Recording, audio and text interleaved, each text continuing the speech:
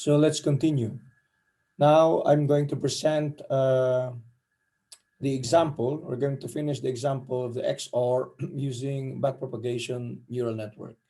So let's start with this illustration of a one hidden layer uh, neural network and plus with one output. And you have two inputs of x1 and x2. So if you look at the data of an XOR, yeah, there. So the XOR is this table where you have two inputs, x1 and x2, and an output. So the output will only be true if and only if one of the inputs is true, or else then the output will not be true. So the XOR problem, as I mentioned in the last discussion, was not possible to be solved using perceptron, using one layer. And so we need to have two layers of, of the neural network for the XOR with a hidden layer for the XOR to be computed successfully. So now let's go back to this illustration. So please note the indexing. This is very important. This is what we get confused of in our last discussion, as well as the symbols for the input and the output. So if this is the hidden layer, the output is Z1 and Z2, and the inputs are X1 and X2. So the inputs here to Z1 are this, considered to be X0, X1, and X2. So it has a weight here of V10, here as weight of V11, here as a weight of, must be V12. Yeah, this is not correct. Okay, it should be the other way around. It should be V, I corrected everything already except this one. Okay, so in our convention, when we say V1, it has something to do with Z1. So V1, this is V1 and V1. So sub the subscript 0, and this is the first element of V1, excuse me, weights, and V11 and V12. So now this is considered to be X0 again. So now we also have Z2, that is the output. And so its inputs are here, this part, which is again X0, X2, and X1. And then the weights are V20, V21, and V22. So in the bias, the inputs are always 1. So in the output, you have only one output, which is we call here Y1, and the output, I mean the bias is also 1, and the weights is 1. The weights are W10, W11, and W12.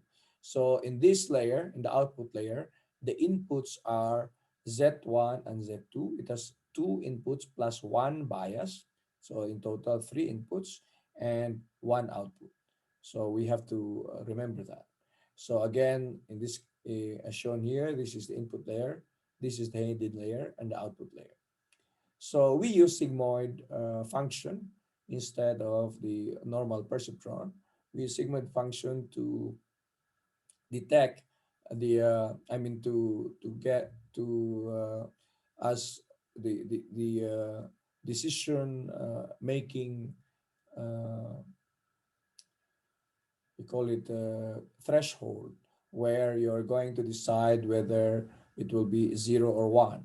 And the nice thing, again, a nice thing about the sigmoid is that it has a continuous derivative. And so our updates here, by using gradient descent method, which we have shown already, the updates of our weights WKJ, in this case here the W's J is the index, the first one, the index of the components, and the first K is the number of layers, and in this case, it I mean the number of outputs. In this case, K is equal to one, but then J are the components of of here of the J's are the components or the inputs. So in this case, 0, 1, 2. So now this is how we update our weights W, and by adding the difference, the delta WKJ. The same thing as our weight VJI. VGI, this is a VJ is the index of the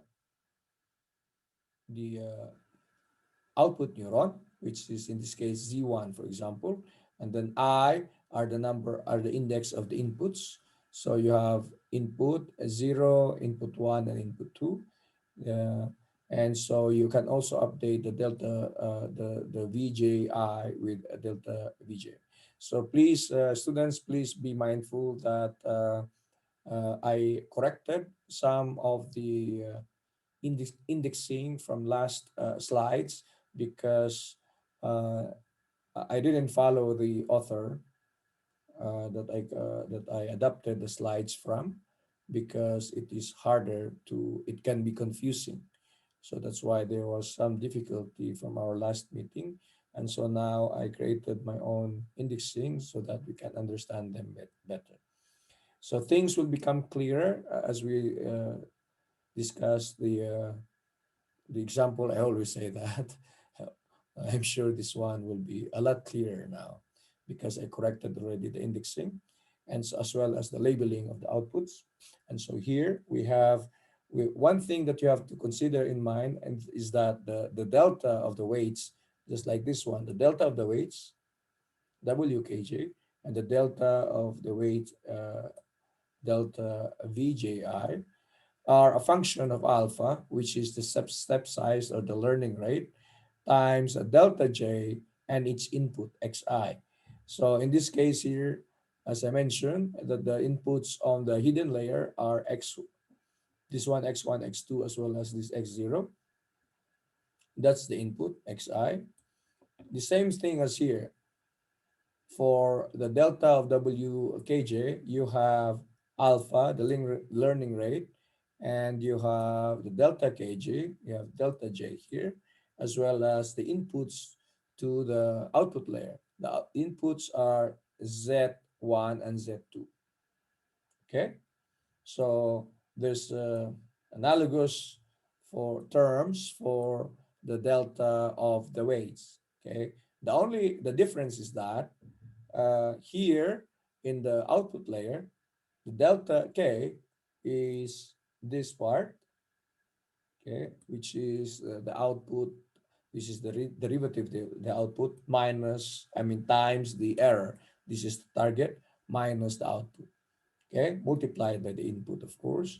And so here, whereas in the other case of the delta VJI, you have here the output, the same thing as here. These are analogous.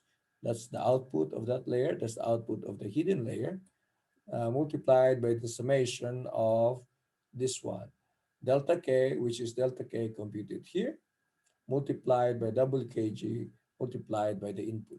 Again, this is the input, Xi, and so you have the same thing as here, Zj, and here's Xi. So the delta J therefore is from there up to here. Okay. So for our case, we don't have the batch mode that we're going to take the summation of all the input points. We're going to use incremental mode. That means we can get rid of the summation. Okay. So let's delete all those. So these are the definitions, which I also added here for clarity. So you have the delta K, this is the error for WKJ, we discussed already. Delta J, error for VJI. Okay, say the K is layer and the J, the kth output for the output layer and the jth index for the hidden layer J, and these are the components of Vj, and I, and here these are components of Wk, which are J's, okay, as the normal way of doing convention of subscript convention in terms of vectors and its components. Okay, so we continue.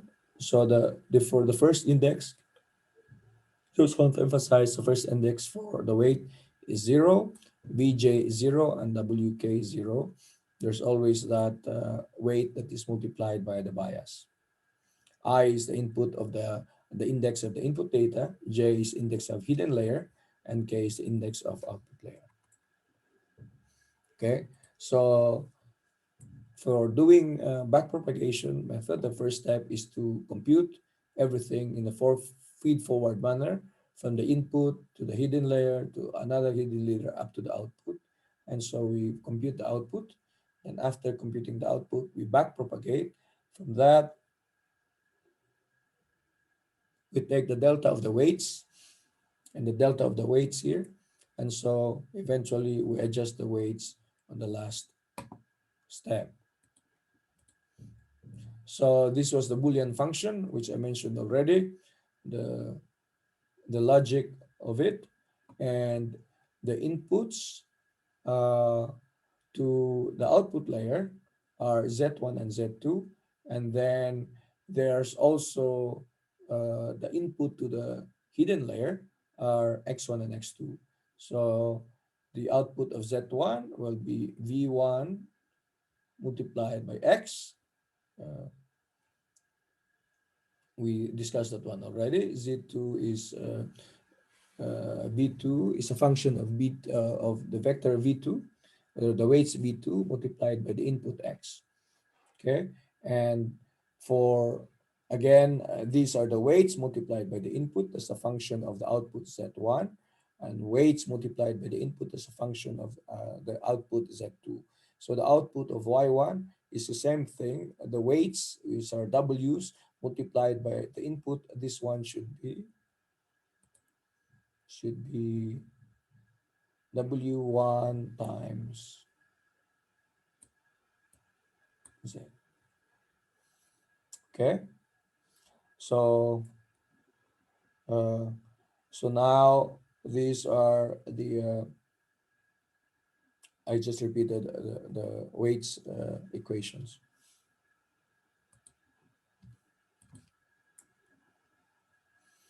Okay, so the algorithm is to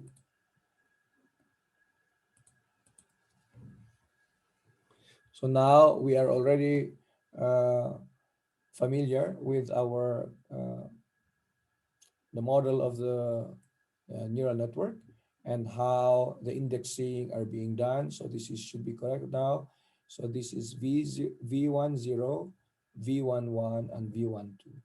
That's are the inputs, the weights for V1 multiplied by the inputs of V1. So the input is X0, this is X0, X1, and X2. So here you also have the output V2 and its input are X0, X1, and X2. So this is the weights are V20 because it corresponds to the output V2, V20, V21, this one, and V22. Now that is the correct indexing. And again, you have the input Z0, in this case, Z0 multiplied by W10, Z0 is equal to 1. And you have V1 multiplied W11 and V2 multiplied by W12 to get the output. Okay, so now you have, again, I just rewrote this for your reference. So we initialize the weights to some small values. So here, these are random values of the V10, V2, V11, and V12. These are the random initial values of V21, V20, V21, and V22. So the same thing, initial values for W's. Okay, so we do, after initializing, we do feed forward. So that means that we will compute the output of Z1, Z2, as well as Y1. So to do that, these are computed already by the author. Okay, to do that, we write formally all the initial values of the weights, okay, which are randomly generated. And these are the table of data for the XOR. And we compute Z1 output. So Z1 output is just this sigmoid function with inputs of uh, with inputs of Zn, which is e to the minus Zn, and your Zn is again V1 transpose of the X. So V1 is component of like this is a dot product. So in terms of its components, V10 times X0 plus V11 times X1 plus V12 times X2. So we know that X0 is equal to 1 because that is the bias input.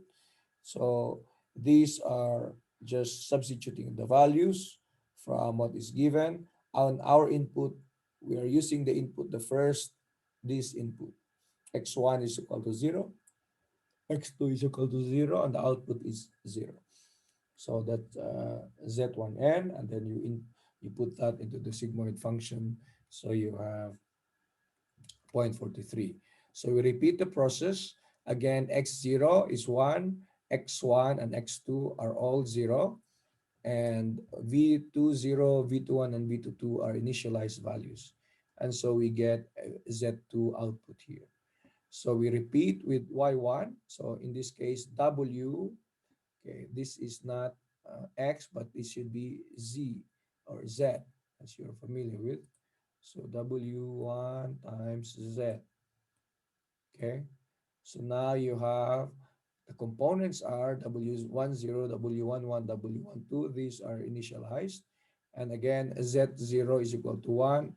Z1 and Z2 are computed from previous. And so Z2 we know 0.56 and Z1 is 0.43 multiplied by the initial values of the weights.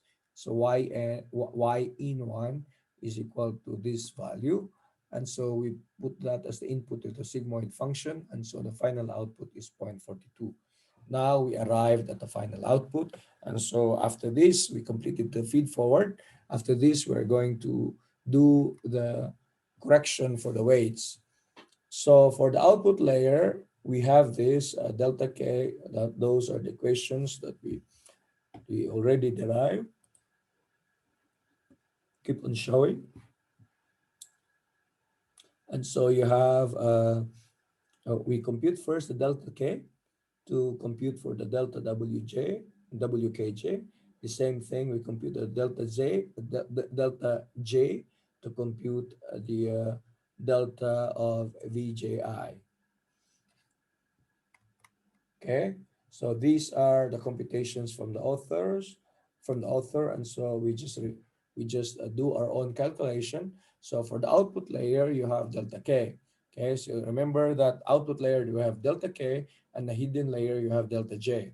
So where K is equal to 1 because we only have one output, and so you have this Y1, Y1 times 1 minus Y1 times target of T1 minus 1 Y1. So Y1 was computed already before, and so delta 1 is minus this part, okay? And your hidden layer, for you have delta J, where J is equal to 1 and J is equal to 2. So delta J, we already mentioned this, and so we substitute the index of J1. And so this is Z1 times 1 minus Z1. This is delta K of the output layer, which is also delta 1. Don't confuse this delta 1. This is different from that. That's the delimitation of this convention because you have to remember. Anyway, so W11, where K is 1 and J is 1. So W11. So we just substitute this WKJ was the initial value, W11, W11 minus 0.2.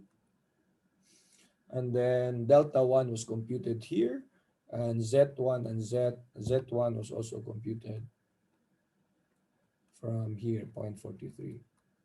So you have 0.43. So everything is known. You have delta 1.005. For delta 2, so you substitute the z to be 2.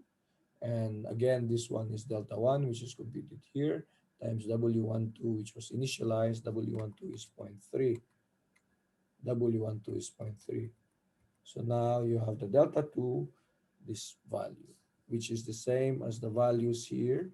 So delta 1 is minus 102, minus 0.102, and delta 1 for the hidden layer is 0.005. That's the same.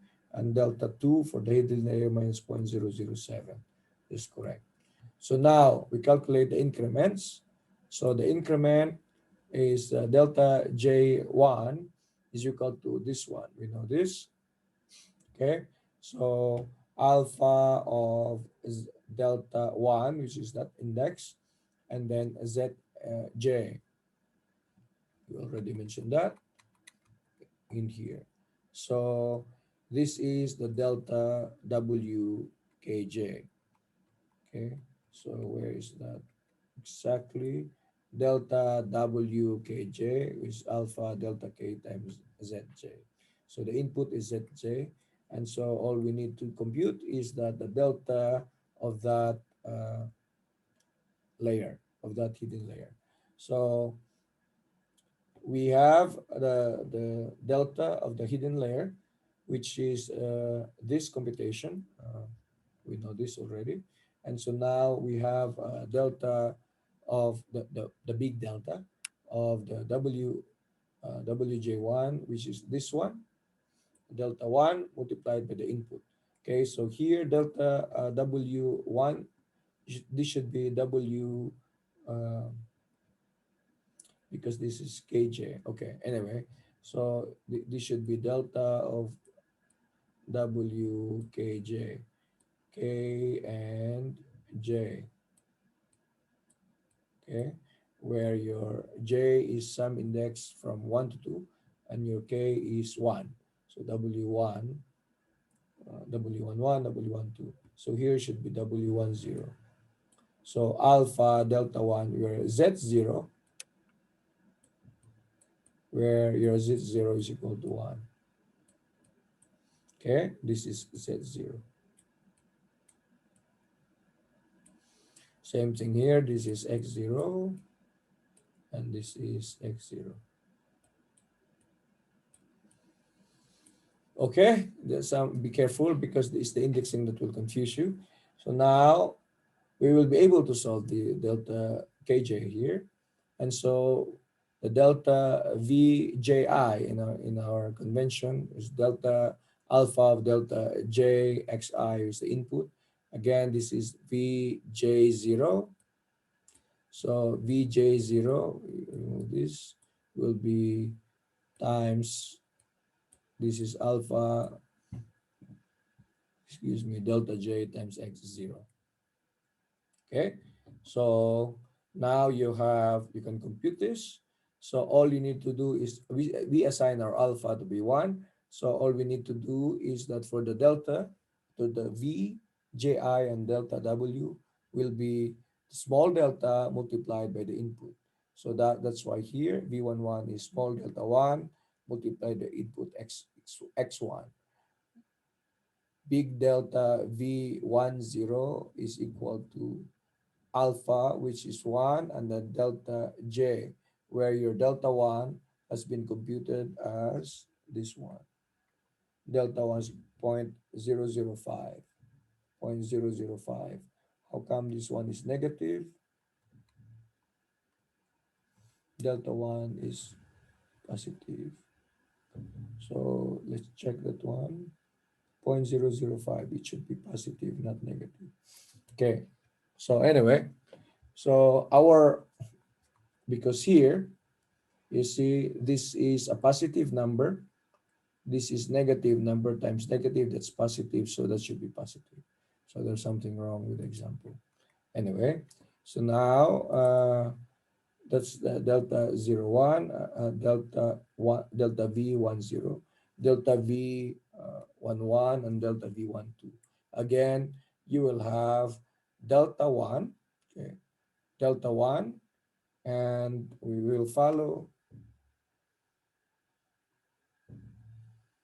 No. The way we do it is that here for delta 1 will be the delta j. Don't look at their indexing because there's something wrong there. I mean, it's different than what we are doing because in this case here, our Vj is the first index and I, which is the input, and J is the index of the hidden layer. And your delta J, this delta J corresponds with the first index. So for them, it's different. So here, ours is in the first index, for them is in the second index. Okay, it's the other way around. So anyway, so once we have to remember that when we get this VJ is that one that confuses us before as well. So the delta J has to be index of the first uh, index of VJ, index the first index of V. So now where are we? Let's just not look at the index, but let's look at how they are computed, because our indexing is different. So here, let's do our own computation. Alpha delta kj is big delta wkj is equal to alpha small delta k z of j. So we know that our k is 1, so this is 1 all the time. And we assign alpha to be 1 just for simplicity of computation, 1. And then z is the input. So now our input Z0 is 1 all the time. So this is alpha 1 and delta 1 has been computed.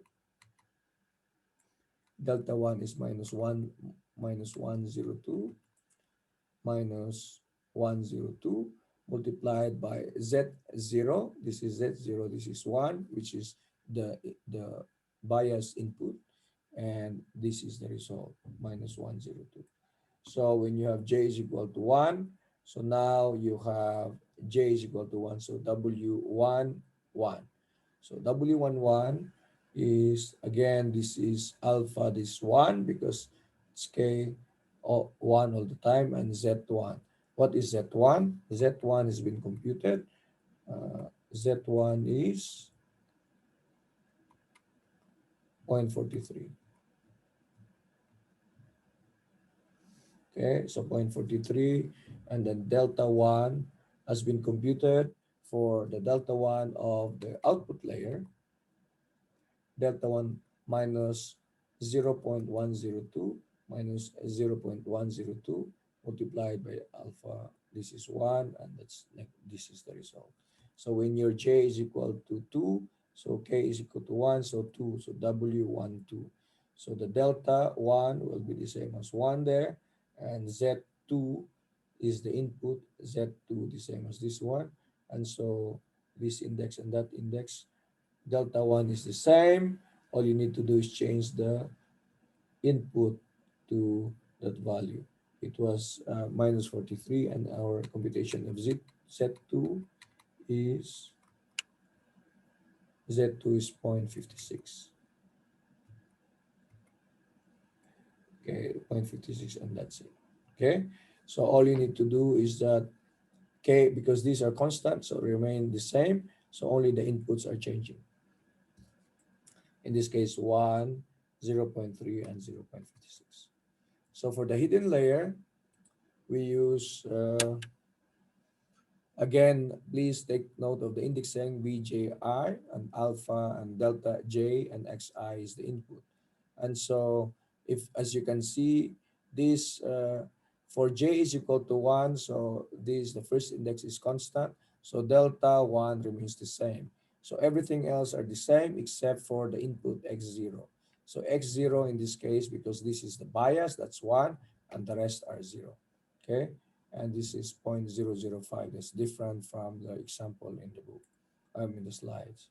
So if we try to use, and this is 0, if you set j is equal to 2, so now vj, so this is 2, and then I will be the index I 0, 1, 2, and so You use D2, which we know to be 0 point minus 0.007.